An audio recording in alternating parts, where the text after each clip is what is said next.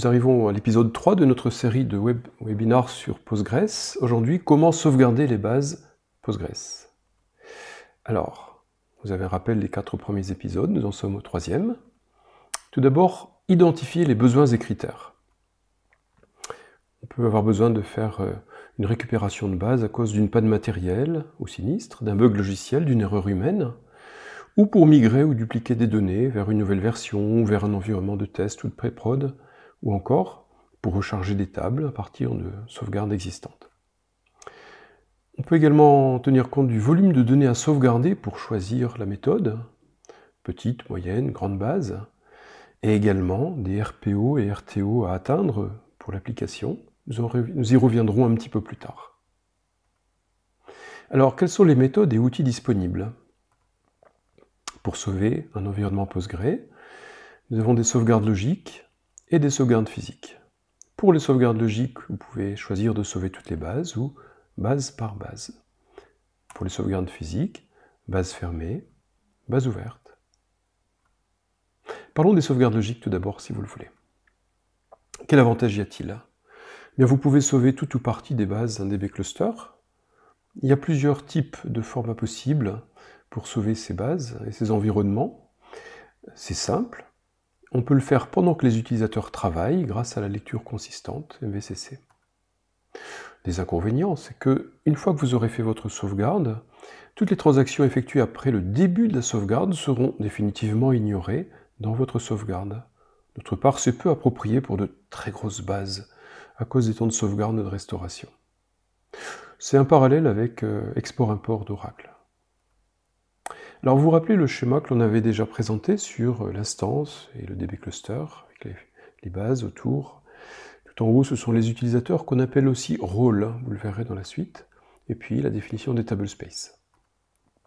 Alors, toutes les bases sont des bases que l'on peut avoir envie de sauver, même si certaines sont un petit peu anecdotiques. Quel outil utiliser si on veut générer du SQL? Ou alors si on accepte d'inclure également les formats de type custom, tar ou directory. Comment faire? Eh bien, on va voir d'abord comment on peut faire pour sauver toutes les bases. Vous avez un utilitaire qui s'appelle pgdump-all. Il sera capable de sauver la définition des utilisateurs ou rôles, la définition des tablespace et le contenu de toutes les bases. Donc pgdump-all va sauver au format SQL et rien d'autre. Les 3 derniers formats ne sont pas disponibles avec pgdump-all. La syntaxe, vous allez voir qu'au long du web séminaire, j'irai assez vite sur certains slides. Les personnes intéressées peuvent faire pause sur le webinar. C'est le cas pour les syntaxes, les exemples ou les paramètres. Les exemples, justement, vous avez quelques exemples pour créer un dump qui ne contient que des structures globales, des rôles, des tablespace.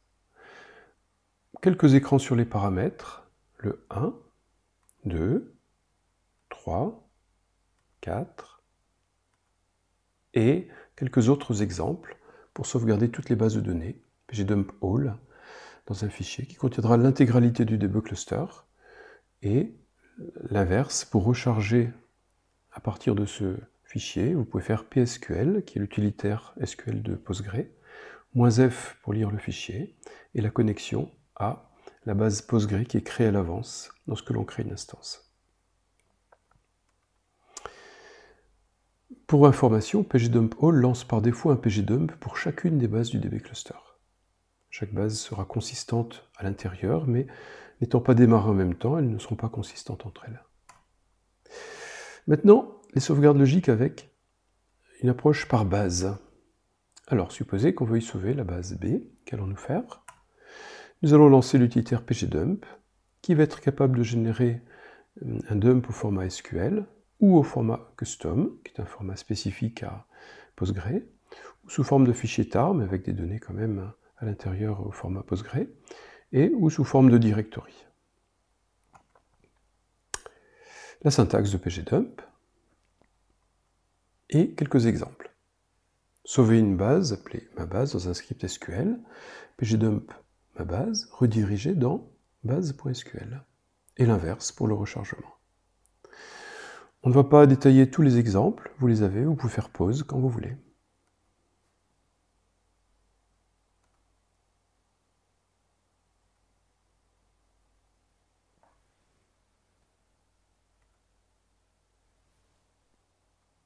Et les paramètres.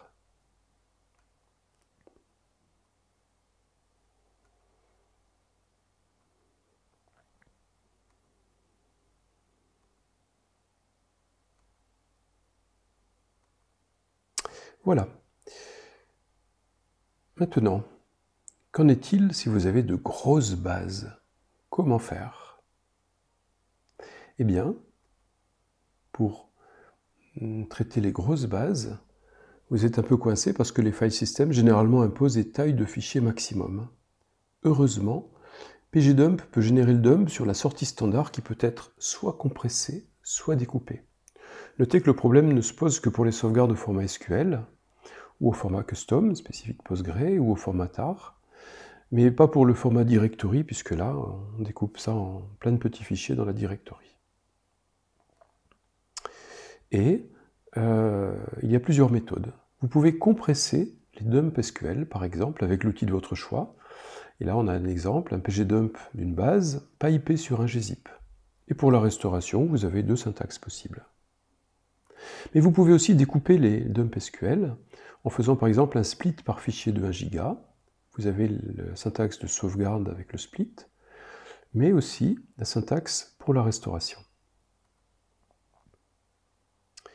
Dans le cas des dumps avec un format custom, par défaut, Postgre fait un gzip en même temps qu'il génère le fichier au format custom. Et la syntaxe est ici indiquée en faisant le type de fichier custom, -F petit c. Il va par défaut effectuer une compression gzip de niveau Z6, niveau 6. Vous pouvez modifier le niveau de compression avec des impacts sur l'efficacité de la compression, mais aussi le temps alloué pour compresser. Si vous avez de très grosses bases, vous pouvez combiner de la compression avec un découpage en split. Vous pouvez paralléliser les pgdump, mais uniquement pour les directories. Pour ce faire, voici la syntaxe, vous ajoutez le paramètre -j avec le nombre de process en parallèle.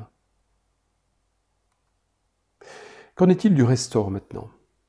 Eh bien, il faut utiliser, pour les trois derniers types, custom, tar et directory, vous allez utiliser le programme pgrestore, parce que, pour le premier format SQL, c'est le programme PSQL, l'utilitaire standard de Postgre pour faire du SQL, qui sera utilisé puisque vos fichiers sont au format SQL dans le premier cas. La syntaxe du pgrestore. Vous pouvez donc avec pgrestore recharger une sauvegarde si elle est uniquement au format de custom, tar ou directory. Et vous pourrez remettre la base telle qu'elle était au moment du dump. Bien sûr, tout ce qui aurait été fait ensuite sur la base sera perdu, puisqu'une sauvegarde logique ne peut pas être associée à des fichiers WAL archivés. Avec pgrestore, vous pouvez être sélectif sur ce qui va être restauré, voire même recharger les données dans un ordre variable, et à votre guise, peut-être par exemple sur des contraintes d'intégrité référentielle. On va le voir plus loin. L'avantage des sauvegardes logiques, c'est que vous pouvez recharger une sauvegarde logique sur une version ultérieure de Postgre ou une autre architecture matérielle. Quelques exemples. Supposez que l'on sauvegarde la base MyDB de la façon suivante. Vous pouvez, si vous voulez remettre à zéro dans une sauvegarde ancienne la même base, la dropper et faire un pgrestore -c qui va en fait recréer la base puis la recharger, puisque son nom est dans le fichier db.dump. Le -d Postgre est juste un moyen de se connecter, mais n'a rien à voir avec la base de destination. On a une autre façon de procéder avec un createDB, suivi d'un pgrestore classique. Pour réorganiser les éléments de la base de données au chargement, vous pouvez générer une liste à partir du dump, de la sauvegarde. Cette liste va être un fichier texte avec une en-tête au début, on ne s'y arrête pas, et ensuite une liste d'items et une liste de tables sur lesquelles vous pourrez, si vous le voulez, modifier et réordonner les tables que vous voulez recharger. Et la syntaxe tout en bas, montrant avec le pgrestore -L à partir du fichier modifié et le fichier dump. Les paramètres du pgrestore, 1, 2, 3, 4, 5 et 6.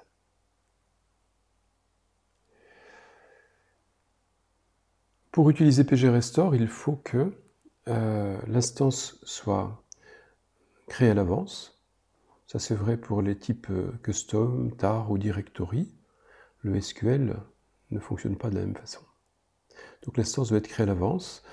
Vous pouvez utiliser le mode parallélisé, même si la sauvegarde n'a pas été faite en mode parallélisé. Un exemple, pgrestore -j, nombre.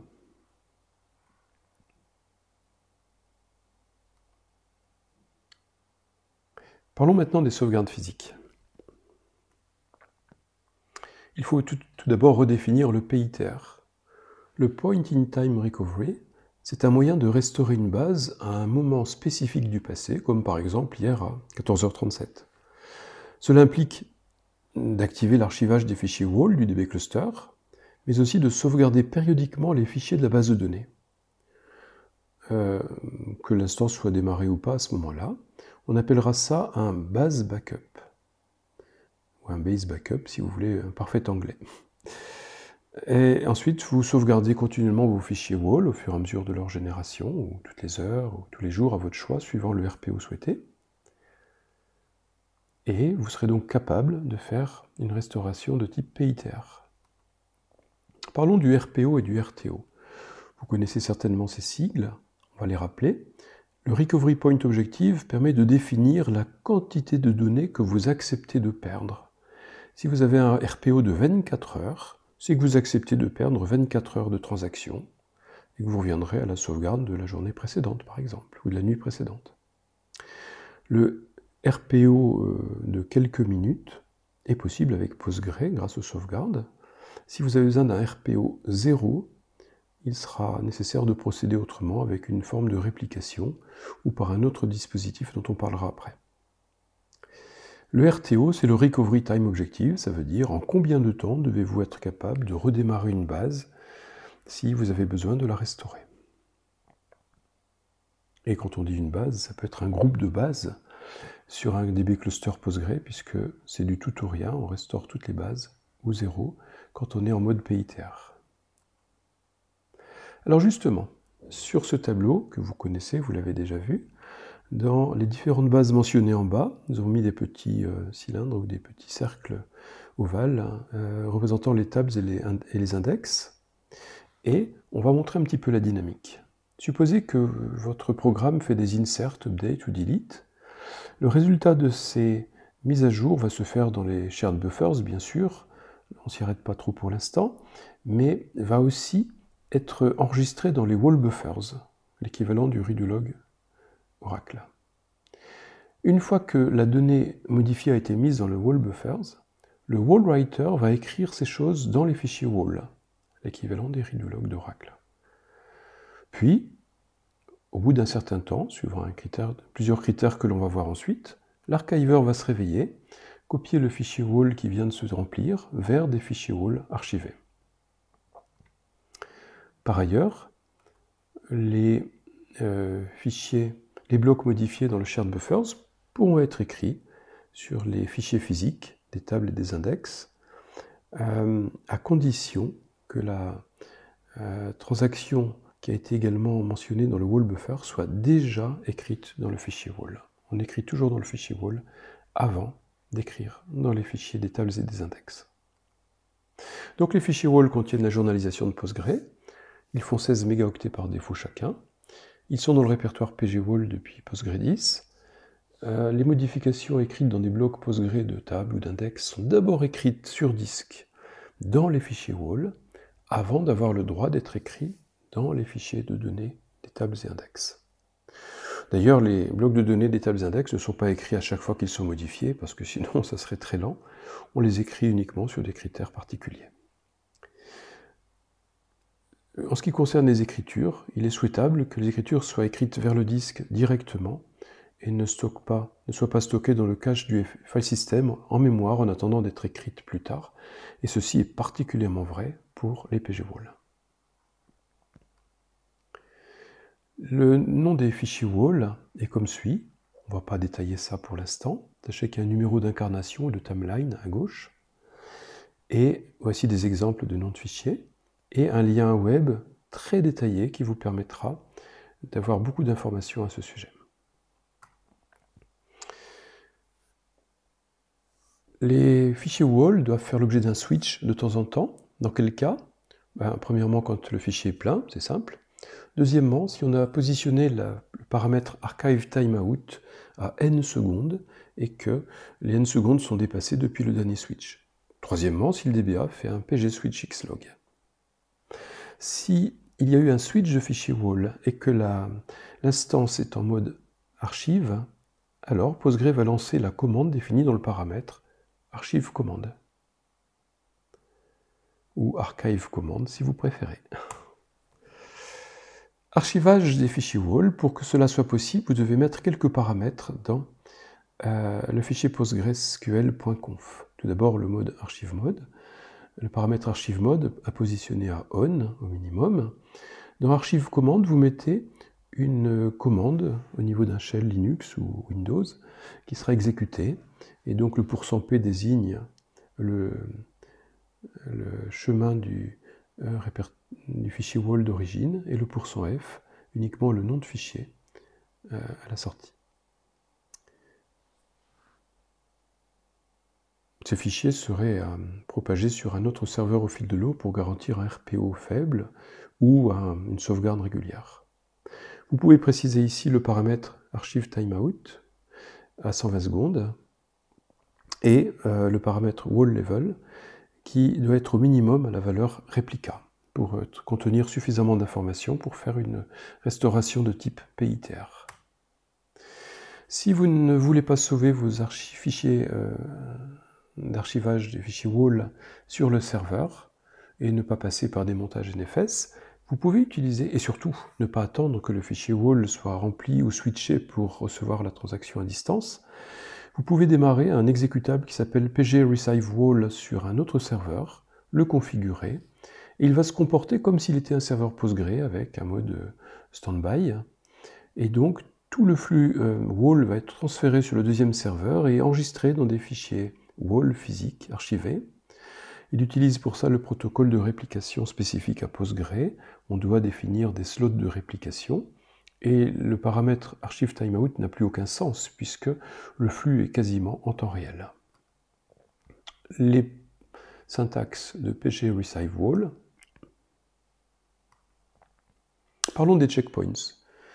Postgre a des checkpoints, tout comme Oracle en a.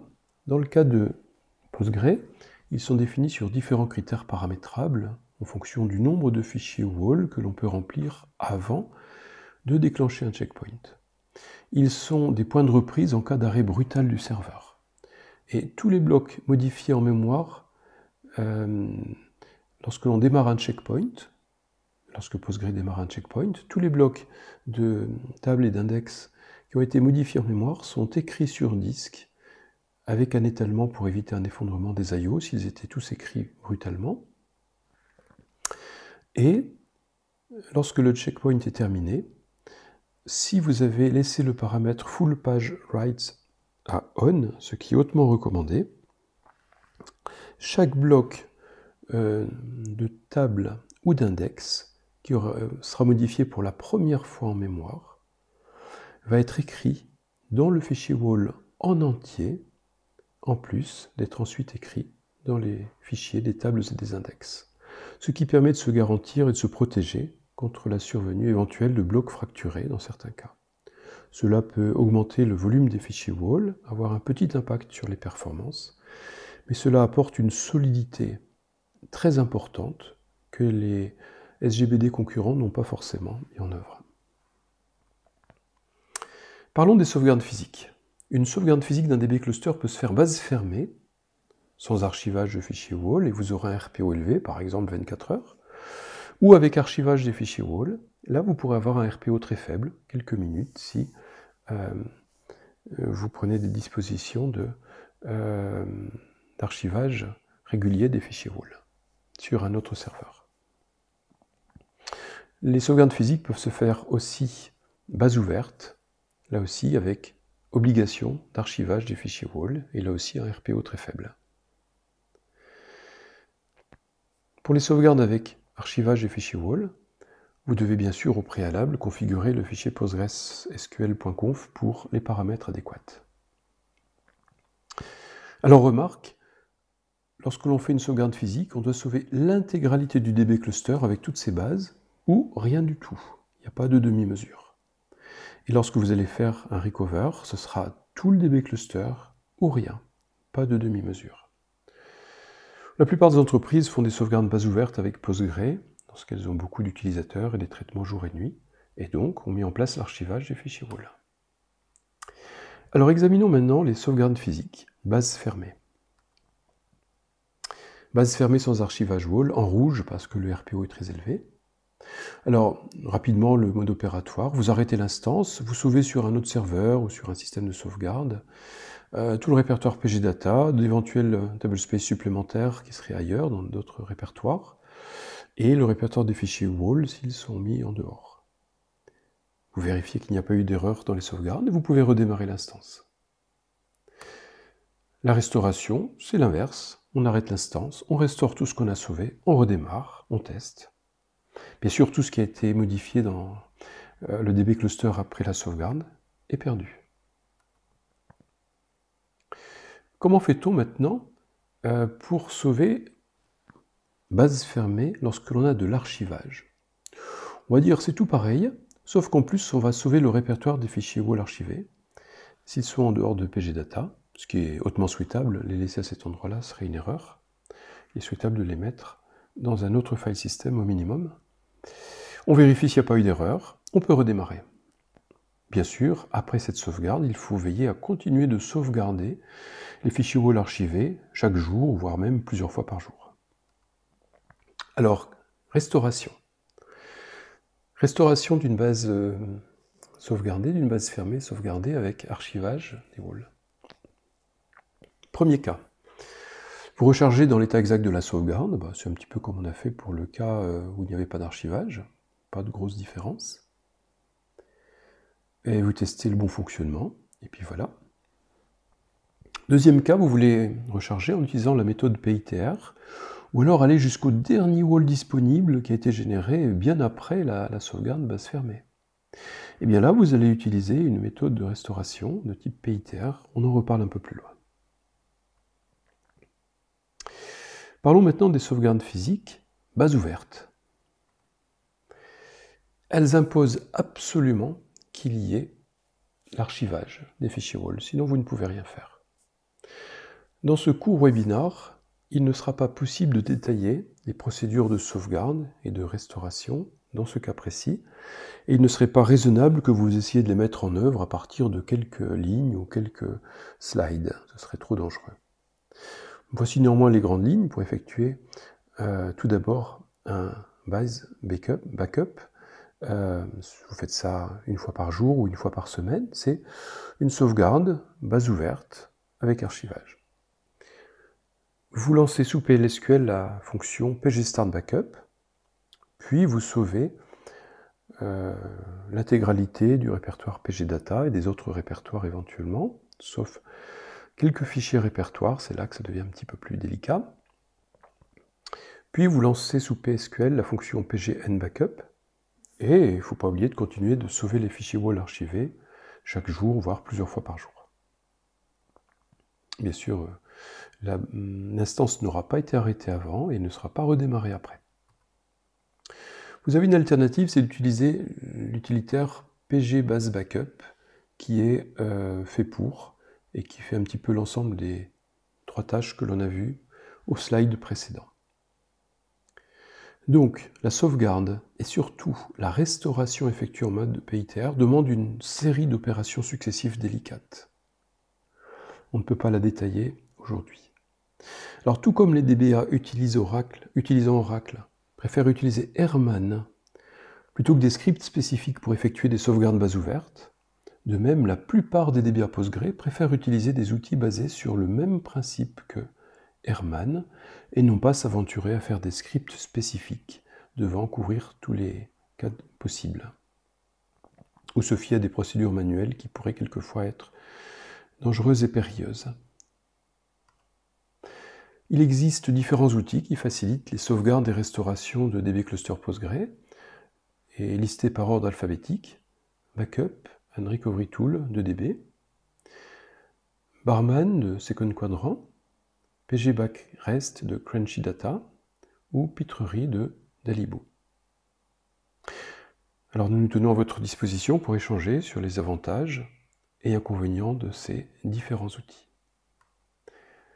Un petit rappel sur ce que nous avons vu aujourd'hui.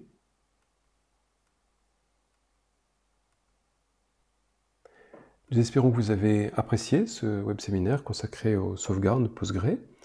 Notre prochain épisode Postgre, comment superviser les environnements Postgre. Merci d'avoir visualisé ce web séminaire et à bientôt.